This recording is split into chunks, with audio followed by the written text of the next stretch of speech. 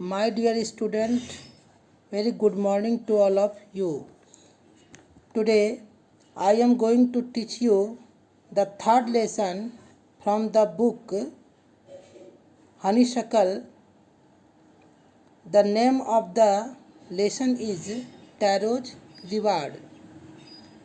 This story has been taken from the Japanese story in which there is shown the obedience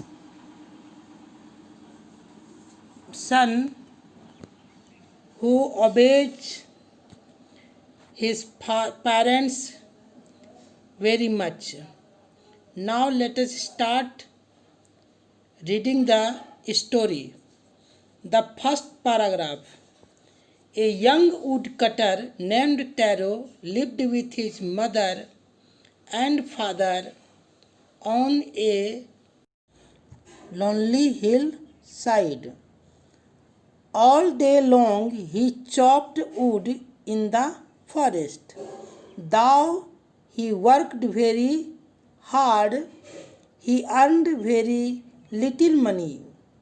It means that a young woodcutter whose name was Taro lived with his parents where no one lived, on a hillside.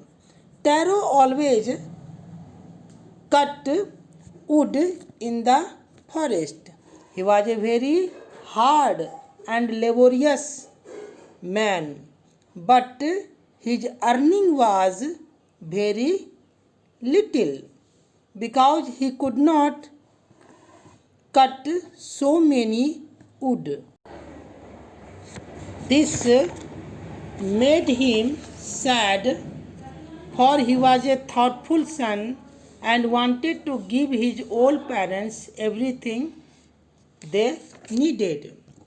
It means that since Taro was a thoughtful son, therefore he wanted to give everything his parents needed. Now the second paragraph. One evening, when Taro and his parents were sitting in a corner of their hut, a strong wind began to blow. It whistled through the cracks of the hut, and everyone felt very cold. Suddenly, Taro's father said, "I wish I had a cup of sake. It would warm me and do my old heart good." This paragraph shows that his parents one day were sitting in the hut and there were so many cracks in the hut wall and the very cold wind was blowing. Feeling the cold wind, his father wished that if he would have a cup of sake, he warmed himself and do his old heart good. This shows that now Taro's father had a desire to take a cup of sake. You know sake? Sake is a very popular drink in Japan, and it also, after taking, makes the body very strong and able to face the changing of environment. Now in the third paragraph, this made Taro sadder than ever, for the heart-warming drink called sake was very expensive. How do I earn more money? He asked himself. How do I get a little sake for my poor old father. He decided to work harder than before.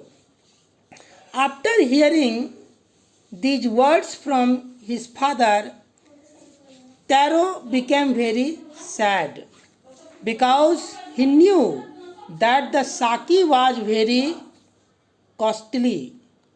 Expensive means costly. Now he asked himself how he would be able to earn more and more money because he wanted to give his poor father the sake. Therefore, he decided to work more and more and harder than he had worked till then. Now the fourth paragraph. Next morning, Taro jumped out of bed earlier than usual and made his way to the forest. He chopped and cut as the sun climbed, and soon he was so warm that he had to take off his jacket. His mouth was dry and his face was wet with sweat. My poor old father, he thought, if only he was as warm as it is. And with that, he began to chop even faster, thinking of the extra money he must earn to buy the sake to warm the old man's bone. This paragraph shows the faithfulness and loyalty for the father of Taro, because next morning he arose from his bed earlier and he directed his leg towards the forest.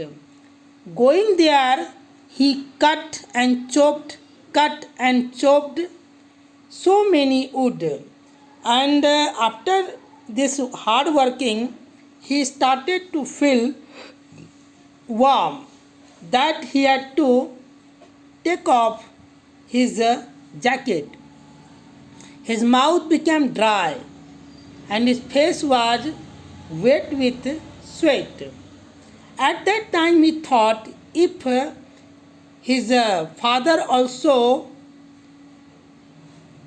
experienced so as he was experiencing there, and therefore he wanted to cut more and more to buy the sake for his parents. Now the next paragraph.